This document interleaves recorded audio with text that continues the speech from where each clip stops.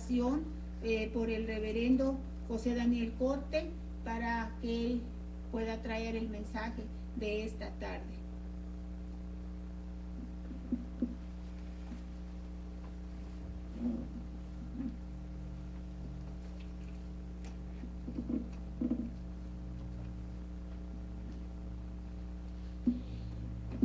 Oremos, amados hermanos. Nuestro Dios, bendice a tu siervo, úsalo con poder y gloria para tu honra y gloria, Señor, y para que él pueda, Señor, traer este mensaje, este alimento que tú le has dado para tu pueblo el día de hoy. A ti sea la gloria, Señor, por los siglos de los siglos. Amén, amén y amén. Amén. Muchísimas gracias, mi hermana Argelia.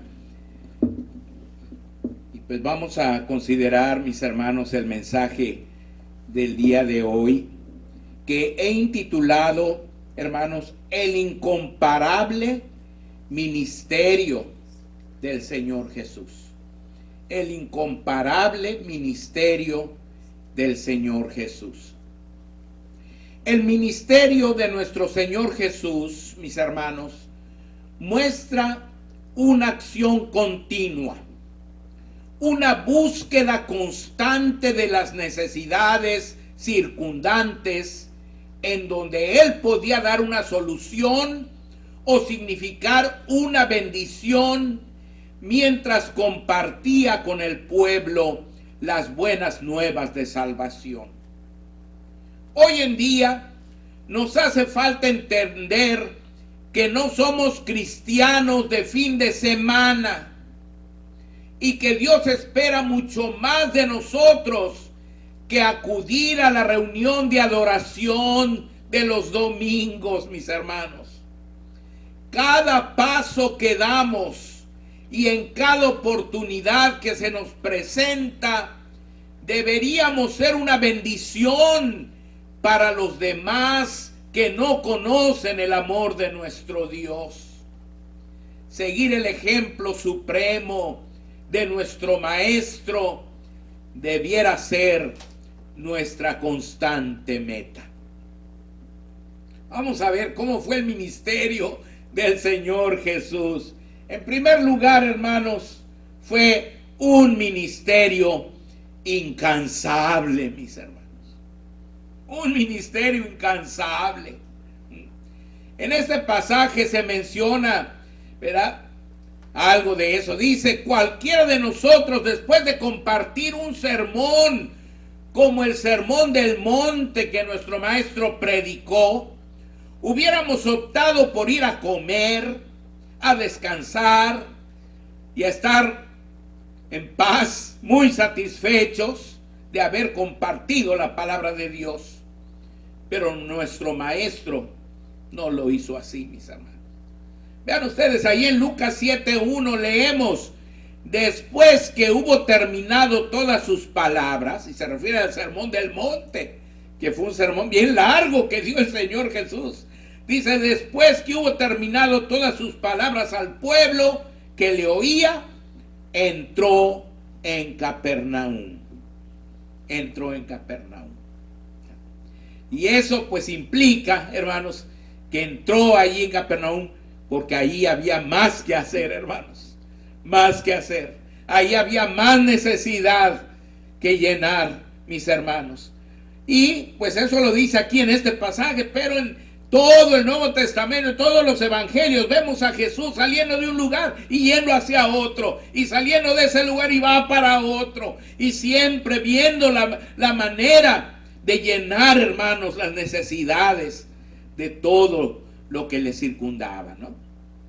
Entonces aquí lo tenemos con sus discípulos, ya viniendo del monte de, hermanos, donde dio ese sermón, y viene hacia Capernaum, hermanos.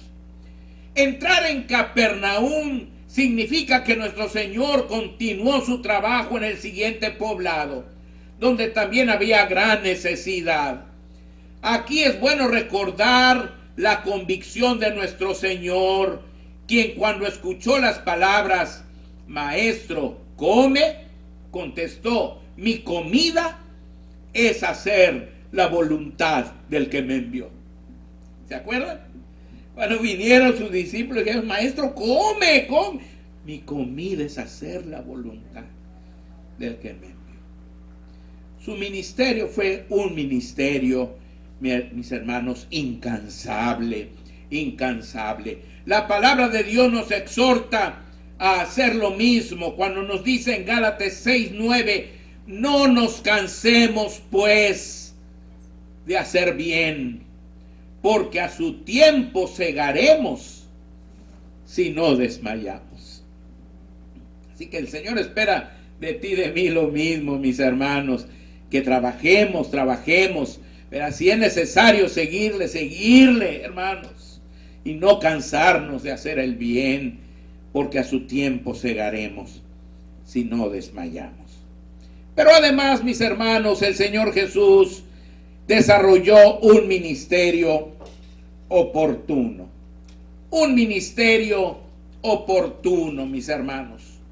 Nuestro Señor se presentó siempre en el momento exacto, cuando su ayuda era requerida. Era bien oportuno nuestro Señor. Vean ustedes en Lucas 7:2 dice, y el siervo de un centurión, a quien éste quería mucho, estaba enfermo y a punto de morir. Se presentó una situación de el siervo de un centurión romano, hermanos, a quien él quería mucho. O sea, el centurión quería mucho a su siervo, que era un gran siervo, pero se enfermó, hermanos, y estaba a punto de morir. Entonces, hermanos, pues lo que pensó es en Jesús, que le ayudara a Jesús. El cristiano que se dedica con denuedo al servicio de Dios experimentará la realidad de ser siempre oportuno en relación a las necesidades de las personas. Es muy interesante saber que había un siervo a quien su señor, quien era un centurión del ejército romano, quería mucho, al grado de preocuparse grandemente por su estado de salud. Nuestro Señor entonces apareció en el momento exacto de estos acontecimientos, hermanos. La fe del centurión se fortaleció al saber del poder del Maestro y de su presencia oportuna y cercana, y le rogó que lo ayudara. En otras palabras, ahí en Capernaum es donde estaba pasando esto, hermanos. Y el Señor llegó, bajó de aquel monte donde predicó, entró a Capernaum y ahí estaba ya ese problema, hermanos, del siervo muy enfermo de aquel centurión romano. Fíjense bien lo que dice en los versículos 3 y 4, ahí en Lucas 7, dice, cuando el centurión oyó hablar de Jesús, le envió unos ancianos de los judíos, rogándole que viniese y sanase a su siervo. Y ellos vinieron a Jesús y le rogaron con solicitud, diciéndole, es digno de que le concedas esto. Ahí tenemos, hermanos, a los ancianos rogándole a Jesús, ¿verdad? Le dicen, es digno de que le concedas esto, Señor. La actitud rogativa del centurión y de los ancianos enviados movió el corazón de nuestro bendito Maestro, enseñándonos así la mejor forma de acercarnos a Él cuando estamos en medio de necesidades o cuando intercedemos por las necesidades de otras personas, sabiendo que su presencia siempre será cercana y oportuna. Al Señor no le gusta que le exijamos, sino que le pidamos con humildad y fe, esperando su voluntad. Vean ustedes, estos ancianos no llegaron exigiéndole al Señor, no, llegaron, hermanos, con mucho respeto, con mucha humildad.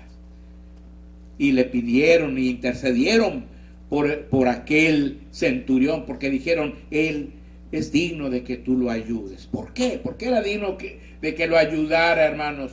¿Por qué dijeron, hermanos?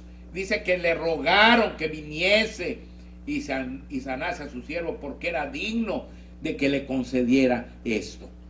¿Por qué? Porque era digno. Bueno, vamos a ver que el Señor, hermanos, desarrolló también, repito, un ministerio justo. Un ministerio justo, mis hermanos. ¿Ya? Él, hermanos, escuchó la petición de aquellos ancianos y de aquel centurión. ¿Por qué ellos consideraban que ese centurión era digno de que el Señor, hermano, sanara a su siervo? Bueno, porque era un hombre que quería mucho a su siervo, pero también un hombre digno, porque siendo extranjero, amaba a la nación israelita y les edificó una sinagoga, mis hermanos. Ahí tenemos a todos los trabajadores que ocupó haciendo la sinagoga, mis hermanos. Siendo romano, hermanos. Siendo romano, siendo un centurión extranjero, hermanos, amaba al pueblo de Israel. Y hasta les construyó su sinagoga, hermanos, para que allí en Capernaum pudieran ir a adorar a Dios la gente, hermanos, los israelitas. Él financió, él levantó aquel centurión esa sinagoga. Por eso es que los ancianos le dicen, él es digno de que se lo concedas, le dicen a Jesús. Fíjense, versículo 4 y 5 dice, es digno de que le concedas esto, porque ama nuestra nación y nos edificó una sinagoga, dice. En realidad, nadie merece el favor divino, pero Dios es sensible al corazón que le busca con sinceridad, hermanos. Además, hermanos, el Señor ejerció, hermanos, desarrolló un ministerio ecuánime. Un ministerio ecuánime. Escuchó una petición llena de fe de un extranjero, mis hermanos. De un extranjero. ¿Se acuerdan que Jesús dijo, yo he venido a las ovejas perdidas de Israel? Y este hombre no era israelita. Este hombre era un extranjero, hermanos. Es más, era parte del ejército que tenía dominado al pueblo de Israel, hermanos, de los conquistadores. Era parte de los romanos. Pero, mis hermanos, el Señor, al ver la fe de aquel centurión, fue ecuánime, hermanos. No le importó si era extranjero o era israelita. Lo que le importó ver su corazón de él, hermanos. Y el Señor siempre va a ser así, mis hermanos. A Jesús, dice que y Jesús fue con ellos, pero cuando ya no estaban lejos de la casa, el centurión envió a él unos amigos diciéndole, Señor, no te molestes, pues no soy digno de que entres bajo mi techo, por lo que ni aún me tuve por digno de venir a ti, pero di la palabra y mi siervo será sano. Porque también yo soy hombre puesto bajo autoridad y tengo soldados bajo mis órdenes. Y digo a este, ve y va, y al otro, ven y viene, y a mi siervo, haz esto y lo hace. Al oír esto, Jesús se maravilló de él, y volviéndose dijo a la gente que le seguía, os digo que ni aún en Israel he hallado tanta fe. Y al regresar a casa, los que habían sido enviados hallaron sano al siervo que había estado enfermo, mis hermanos.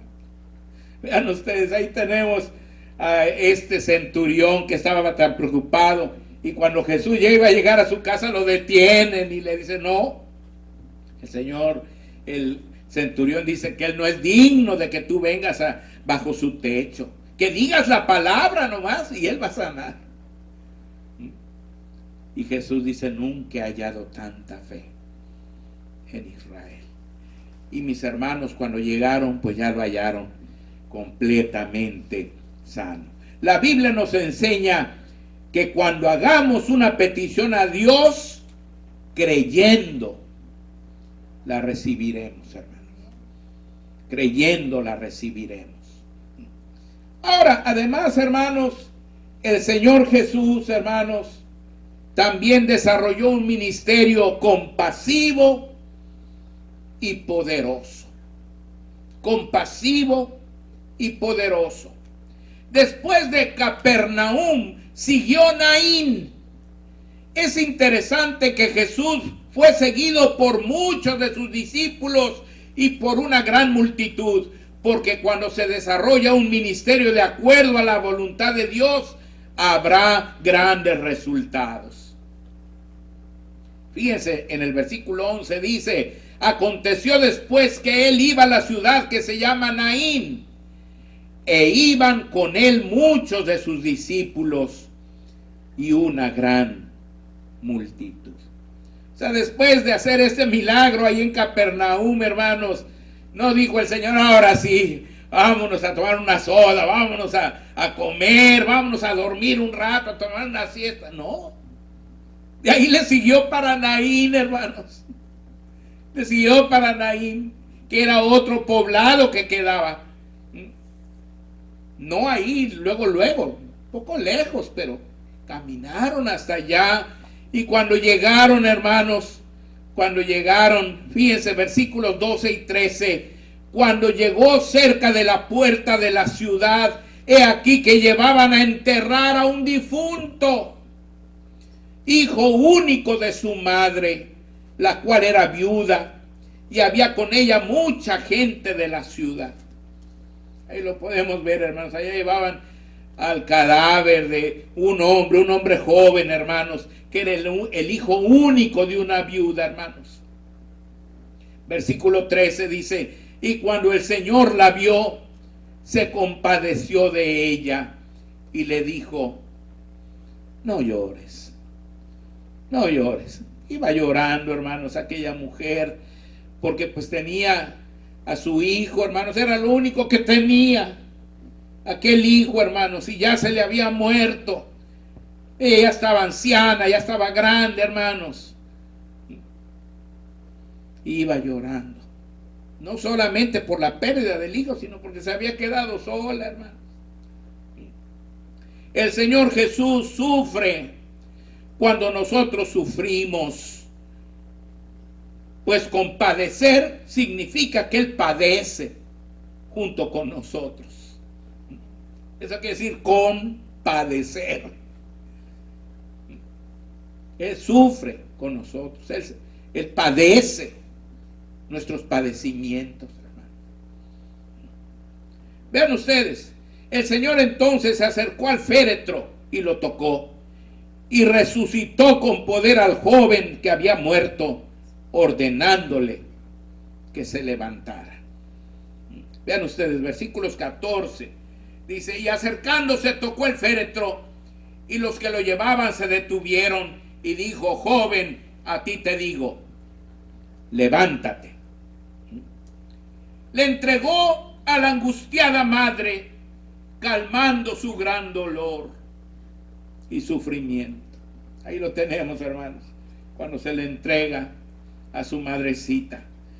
Dice versículo 15, entonces se incorporó el que había muerto y comenzó a hablar y lo dio a su madre.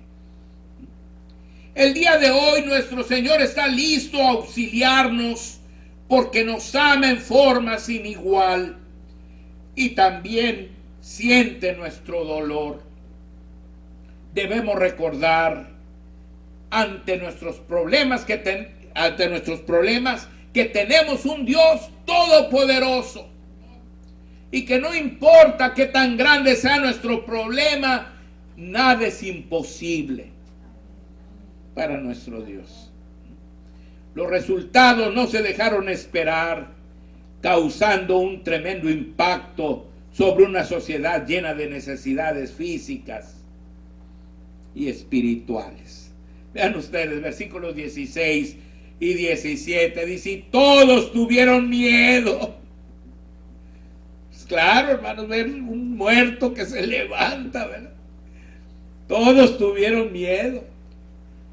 Dice, y glorificaban a Dios, diciendo, un gran profeta se ha levantado entre nosotros, y Dios ha visitado a su pueblo. Y se extendió la fama de él por toda Judea y por toda la región de alrededor. Claro, hermanos, imagínense qué milagros tan maravillosos hacía nuestro Señor Jesús, porque tenía un ministerio, hermanos, sin igual, un ministerio maravilloso, un ministerio, hermanos, incomparable. Pero lo más importante de todo esto, hermanos, es que Él desea que también nosotros, hermanos, tengamos esa clase de ministerio. Que nosotros, sus hijos, tengamos esa clase de ministerio. Esa es la clase de fama que necesitamos. No la fama del mundo, pero sí la fama de que aquí está el Señor. Y que aquí Él bendice y ayuda a la gente que le busca con sinceridad, fe y amor.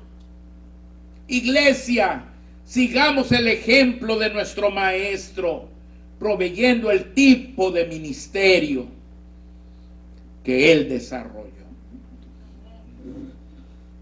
El Señor nos llama, hermanos, a tener un ministerio como el de Él. Un ministerio incansable, un ministerio ecuánime, un ministerio poderoso, un ministerio amoroso, hermanos, para toda la gente que nos rodea. Y que de esa manera, hermanos, podamos dar un buen testimonio de que somos hijos de Dios. Que el Señor me los bendiga ricamente, amados hermanos.